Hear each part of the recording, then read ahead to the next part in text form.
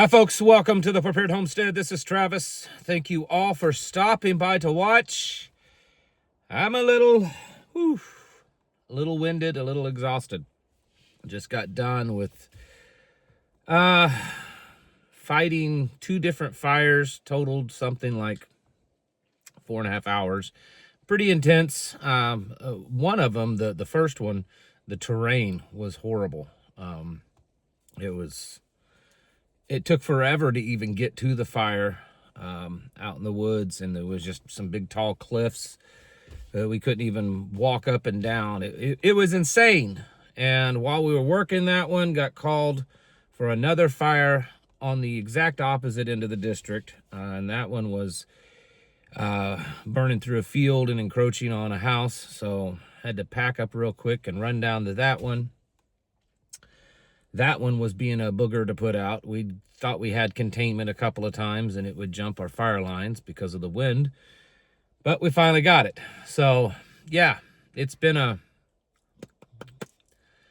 afternoon, and it's been every day that this is happening because we're under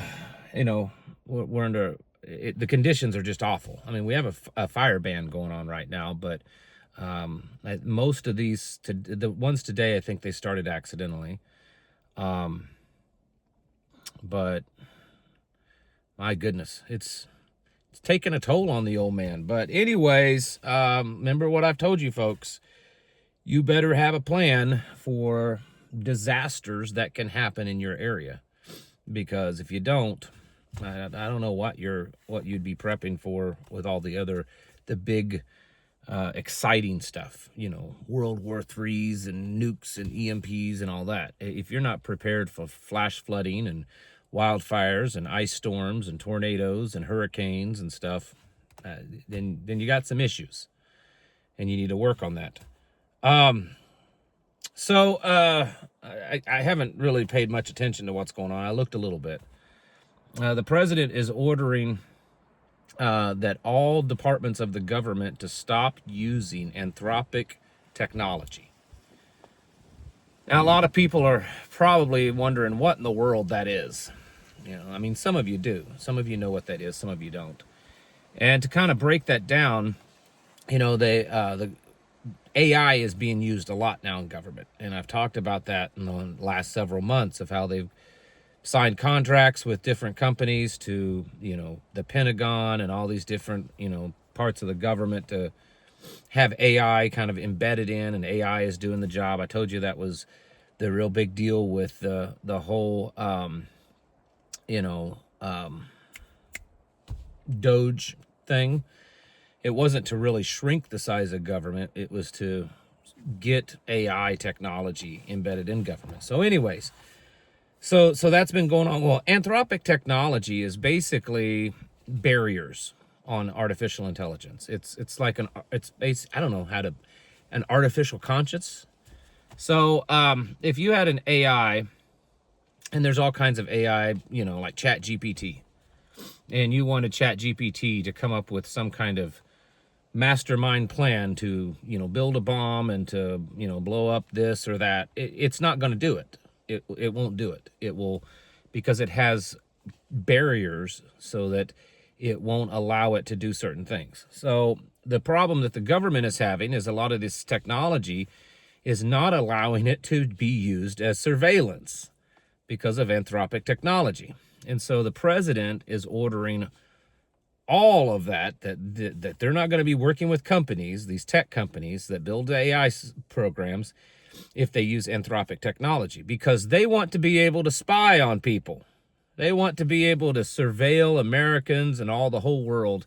And the AI softwares that they're using is restricting some of that, because it's been programmed with, knowing what laws and rights are and individuality and everything. And it's saying, nope, this is wrong. We're not going to do this. So they want the AI so that they can be used to surveil and spy on you.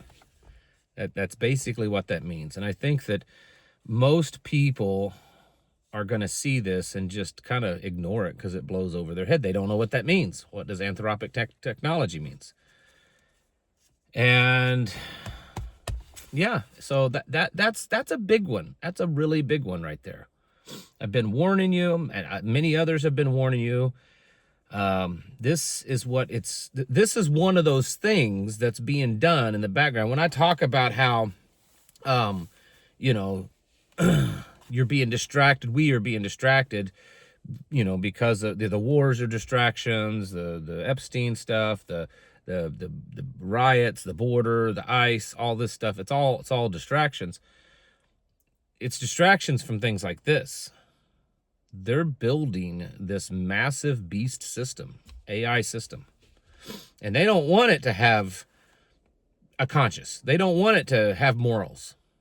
Even if they're artificially programmed, it's restrictions on the software. They don't want that. And so they're banning it. Yeah. Just let that sink in for a while, okay?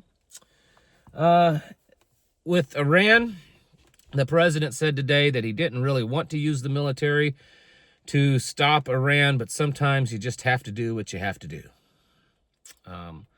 Indicating that that's where it's going. Now, there was just moments ago hit the news that Iran is willing to give up some of its enriched uranium, but again, that's still not good enough.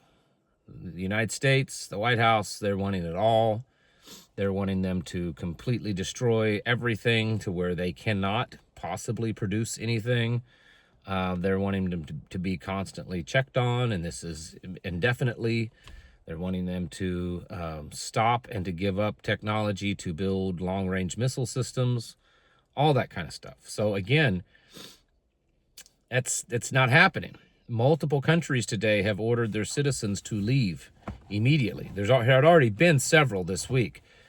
Now several more today. And the president also, or actually it was the Secretary of State, declared that Iran is a state sponsor of basically kidnapping people, and they're saying that they're kidnapping Americans, that they're taking American citizens in Iran, and they're imprisoning them for no reason whatsoever.